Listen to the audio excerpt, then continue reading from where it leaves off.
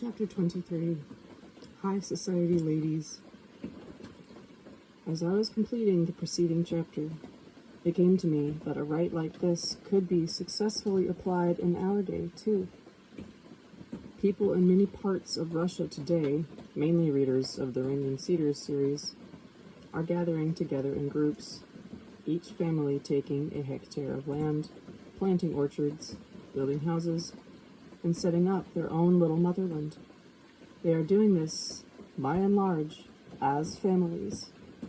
But these groups also include a significant number of single women. The settlement I have visited the most often is the one near the city of Vladimir, which numbers at the moment more than 60 domains under construction. Already children are growing up who have been born in them. But there are also single women who have taken a hectare and are building their domain, sometimes with the help of their children, but sometimes all by themselves. Can you just see it? A woman builds a house all by herself and plants an orchard. It's not just a little dacha on a mere 600 square meters of ground that she is putting up, but an actual domain that she is building. Is it hard for them? In a financial sense, yes. I know one woman who has rented out her Moscow apartment and is building a house in a field on the proceeds. Because of insufficient funds, she is not always able to hire tradespeople, so she does a lot of the work herself, and she does it joyfully. She has a goal and takes joy in progress toward that goal. The progress may be slow, but it still more than compensates for all the challenges and makes them seem insignificant by comparison. After collecting information from various communities, I came to the conclusion that I should write a book about them as soon as possible. This will be a truly historic book. Our descendants ought to know how their new and happy civilization got its start, and who started it.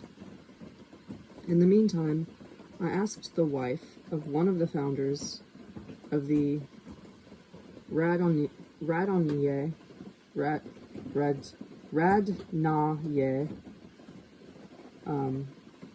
settlement in Vladimir Oblast to describe some of the unmarried women and what they were doing.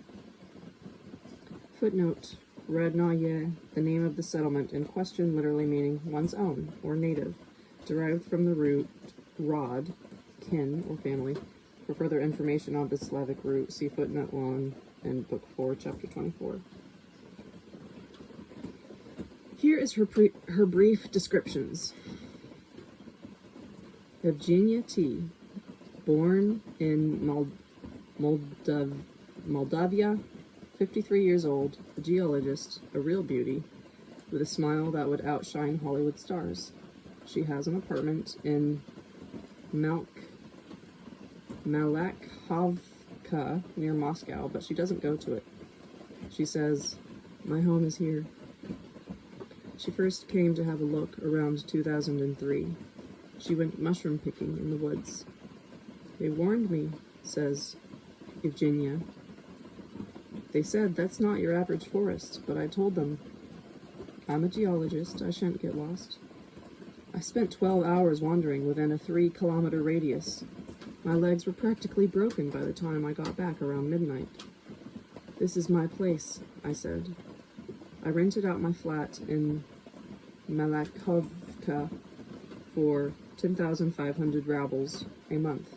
Footnote: note that in the terms of the then current official exchange rate, 1,000 rubles would be roughly equivalent to $35 US, but closer to $70 in terms of actual purchasing power.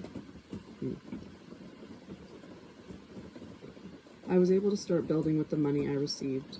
I rented a house in Studentsovo, close to my plot. Turned out, the furnace hadn't been lit in 10 years and the house was falling apart. I pulled out a nest from the chimney. I hadn't been able to light a fire. I spent the winter in the village alone. Sometimes I would go visiting to Konyayevo, pronounced Kanyayeva, like neighboring Studentsovo, a village in Vladimir Oblast, close to the eco-settlement under discussion. Sometimes I would go visiting to Kanyayeva. I was sparing with the wood, lighting a fire only every other time. In the fall, I laid a foundation and put in a 4-meter by 4-meter log banya. Footnote, a Russian bathhouse similar to a Finnish sauna. I spent the whole winter caulking the walls with tow. I now know the sound of falling snow. I would go about the house wearing 3 pairs of trousers and 3 sweaters along with a jacket and a shapka. Footnote, shapka, a warm hat, usually made of fur with ear flaps to keep one's head warm in winter. But when I worked outdoors, I got by with not so much clothing. In the spring, I took a knife and scraped the rest of the bark off of the timber frame. I now have a house which looks as though each log has been finely planed. I can hear the snow melting. I need someone to fix the furnace, so I got dressed warmly and took a fishing rod with no hook and went down to the pond where some men were fishing. God forbid they should see my tackle. I got into conversation with the men and caught myself a furnaceman. And whenever I needed a tractor, I just went out onto the road and stopped the first one that came along. Evgenia's got herself a vegetable garden. It's all in order. Everything's coming up. The first year, she put in a lavatory and a small summer kitchen made of wattle. Wattle? When there's absolutely nothing left to eat, she makes up some porridge with fish oil. She's a marvelous cook. Her feverish activity has been giving everyone a pain in the neck. The locals tend to shy away from us, but her house is already up. She says what she thinks. Lyubov E., born in the Far East, 58 years old, lived 27 years in Perm and 20 years in the Semlyansk in Rostov Oblast. Footnotes, Perm, a major city over 1 million inhabitants, 1,500 kilometers east of Moscow. Rostov Oblast, a large territorial jurisdiction of just over 100,000 kilometers north and east of the Sea of Azov, north of the Black Sea. Its administrative center is in Rostov-on-Don, the town of Semlyansk, stress on the last syllable, dates back from the construction of an electric power station on the nearby Semlyansk Reservoir in 1961.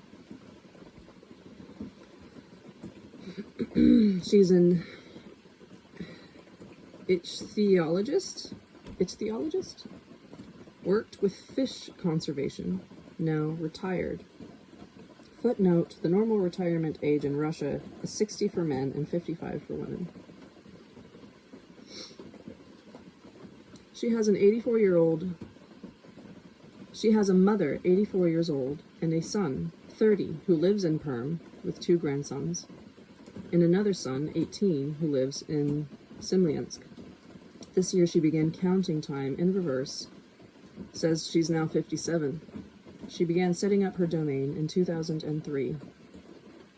She came for 10 days, cut down the wild grass, planted a hedge, fir, pine, birch, aspen, linden, maple.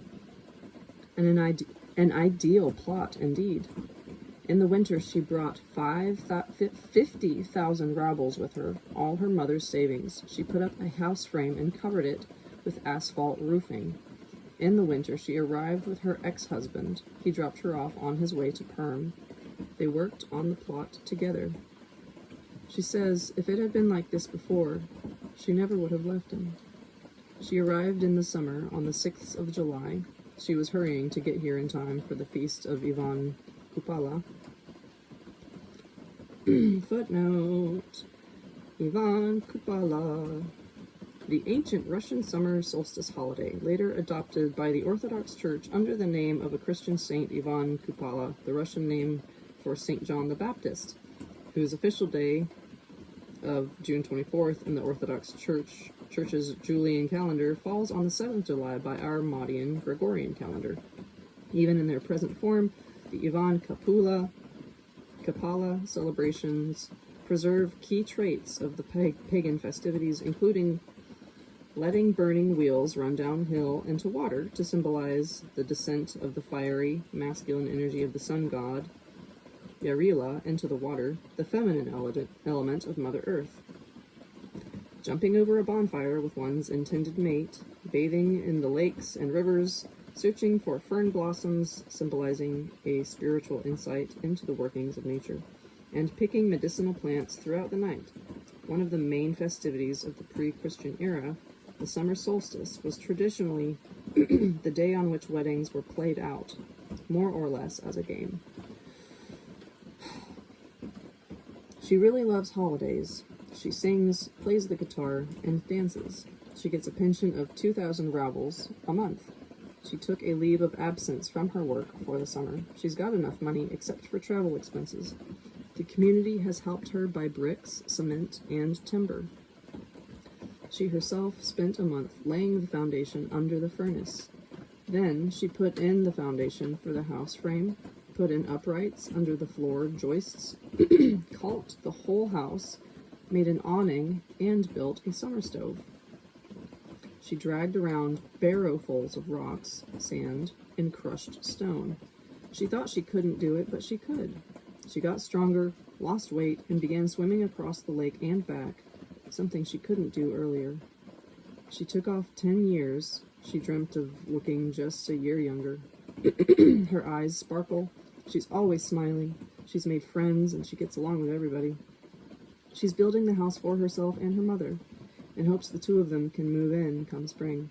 She wants her son and grandchildren to come and see her from Perm, and to stay for a while, so they can see whether they might want to live there. She's got no money, no source of income.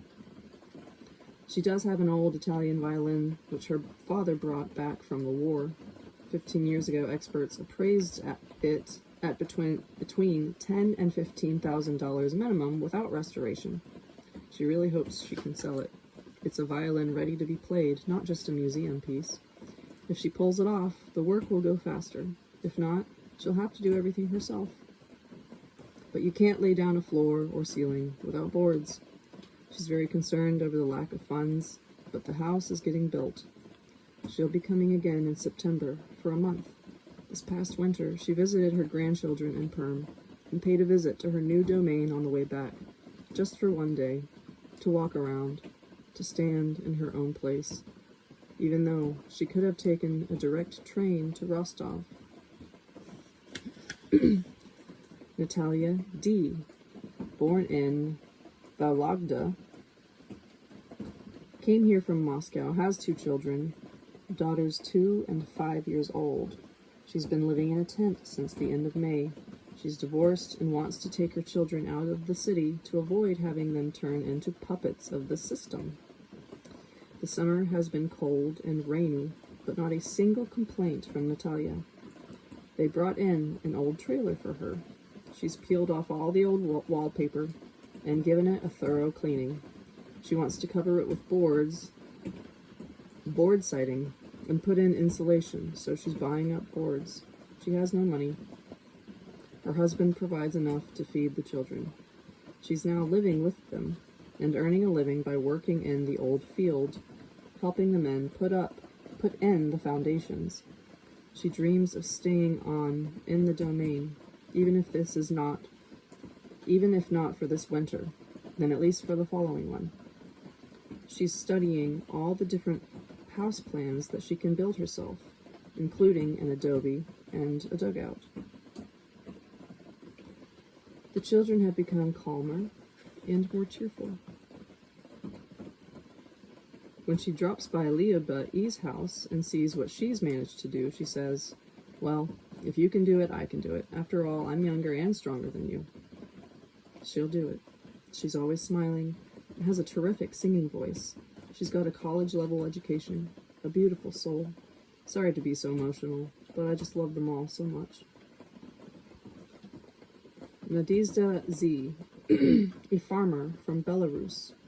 After the Chernobyl disaster, they lived near Azov, then spent a year at Peretskoye in the Suzdal area while waiting for a field. In this past year, they've been living in someone else's house at Kanyayeva. This summer, she began construction on her own house. 2 grown-up children are currently living in Moscow. Her daughter and sister have also taken plots. They all want to get together. The husband and children work.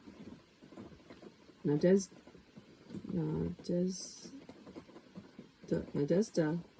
looks after the household, supervises the construction, and works on building the house herself. For many years, she was part of a professional dance ensemble. She has the poise of a ballerina. Even when she's pushing wheelbarrows full of manure, you can't help but admire her. The family has 2 dogs, 4 cats, rabbits, hens, a goat, and pigeons.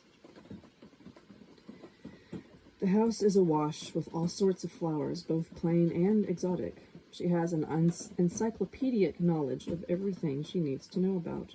Her husband and children support her, but she has to do everything herself. They are leading their own lives for the time being. She is firmly and confidently building the future.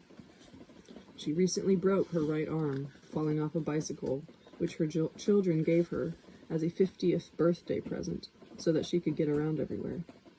She took 1 day off. The very next day, she was back forking hay, winter fodder for the animals. Now she's painting and planing the boards. When I asked her how she does it, she smiles. With one hand tied behind my back. She's always smiling. She loves to sing. She's the life of any party. She's everyone's darling, a real storehouse of knowledge, and our consultant to boot. She's tiny and slender, a support for the whole family. She's successful in everything she puts her hand to: house, construction, animals, vegetable garden, canning preserves, and what fruit liquors she makes. She hasn't any apartment or house to go back to, and by the fall she'll have to vacate the house in the village as the owners are returning. She'll be spending the winter in her new house. This information I obtained a year ago. Now all the heroines described have already finished building, and none of them plan to retreat from their goal. No doubt it was women such as these the poet had in mind when he said, "She'll stop a wild horse on the gallop and enter a hut all in flames." And I would add, she'll build the domain herself and take her man into eternity. But where is this man of hers? When will she have a chance to meet him if she's engaged in such a big undertaking from morning until night? Footnote, the poet, these lines dedicated to simple Russian village women, particularly their bravery in saving others, are taken from the epic poem Moroz, Kresny Nyaz, or Frost, Red Nose, written in 1864 by the celebrated Russian poet Nikolaj Alexeyevich Nekrasov, 1821 to 1878. Later he would write another epic poem in 2 parts entitled Russian Women. How many bright young women in various parts of the country are dreaming about co-creating a family domain? And it would be good if they find their life partner before creating it. I've thought about the possibility of organizing a data bank where such women could register and men could pay them a visit as temporary workers. Maybe the women could even choose themselves soulmates. It shouldn't be that the men choose them, but that they should choose the men. We have an expression, a high society lady, meaning a woman who is in with the elite crowd of the rich and famous. Footnote, high society lady literally meaning a woman from a higher world. Note that the Russian word svet, or world, can also signify light. But what is this high society? If the in-crowd has nothing better to offer society at large than spread gossip in the tabloids. But if you marry one of these ladies, as many men have noted, you get nothing but caprices and unreasonable demands thrown at you. It has come to me that the real ladies of high society are the married and unmarried women of today who are building their family domains and are getting ready to give birth therein to healthy children, or pass along what they have built to their children already born. Good can come only from them. Good which will benefit not only single men, but the nation as a whole. The children they bear will be the face of our future civilization. And Anastasia's grandfather could not have been more right when he spoke of the vital importance to resolve questions of the family on the national level. How they are being resolved today, the Russian families themselves know better than anyone, and not just Russian families. Somehow we have got to resolve the question of organizing events which will be able to assist these women, or rather assist the men, to get acquainted with women who are setting up their own little motherland. I hereby request the administrators of the Anastasia.ru website to consider ways to better facilitate such acquaintanceships online. Perhaps each unmarried woman or man among my readers could post their address and contact coordinates on the site. I would remind anybody who doesn't have a computer that there are internet clubs in almost every city where they can read information from websites as well as post offices which offer internet access services. For my part, I shall formulate here the text of my greeting to men of all countries where my books are available, and would ask all the translators in Europe and America to highlight it. Gentlemen, I know that many of you, especially those who are not yet involved in family life, would love to meet that unique woman with whom you could find joy in a lifetime companionship. But where to find such a woman? Just about the only recourse you have is to apply to one of the many marriage bureaus around. Beware, however, that almost all of them give priority to outward characteristics as well as age, with only a little attention paid to character and life goals. Even this little has not been confirmed for certain. But what is for certain? When women have shown up, offering their youth, beauty, and smiles, all ready to sign a marriage contract with you on the condition that you are rich and can guarantee them an abundance of material benefits. Already in Moscow there are cafes where beautiful women gather to offer themselves to rich suitors. This is no new phenomenon. But what's wrong with it, certain men might think. I'm a man of some means, and I can afford to sign a marriage contract with a young and beautiful girl. All she has to do is take care of my needs in bed and make me the envy of everyone at social gatherings. After all, if you have a relationship with young people, you'll become younger yourself. All this is fine and dandy, but there is one but. What does your young cohabiter think and dream about? She is, after all, a living being and capable of attraction and affection. Only the object of her affections is by no means you. So along comes the desire, sooner or later, to free herself from you, whom she sees as an obstacle on the road to happiness. So then, even if she doesn't resort to putting out a contract on your life, such things occasionally do happen, as you know, or to slipping poison into your morning coffee, it doesn't take much more than a thought, a subconscious one at that, to get you permanently out of the way. And even though you may think you are bringing into your home a kind and tender beauty, in fact you are bringing home a poisonous serpent. The distinction between the two is only an external appearance, and so instead of placing this serpent in an aquarium behind impenetrable glass, you are putting her beside you in your bed. Perhaps as a counter to the destructive phenomena of our life, some women have shown themselves to be harbingers of a new and happy civilization. In building a family domain, they are not merely putting a roof over their head, they are actually laying the foundation for a whole new life, an actual foundation. A dying billionaire, for example, will be revivified and will regain his youth upon meeting a woman like that. A prosperous businessman will flounder without her. It is not money that prolongs life, but the thought of your beloved and the space of love which the two of you have co-created together. And insofar that it guarantees the conditions requisite for a quick and conscious reincarnation, it not only prolongs life, but makes life eternal. No matter what words I have written, no matter what arguments I have put forward, they will not succeed in touching your heart the way an acquaintanceship with such women can. I would urge you to make every effort to get to know these earthly goddesses of eternity. And it is quite possible that this encounter will be similar to the one that Anastasia told me about.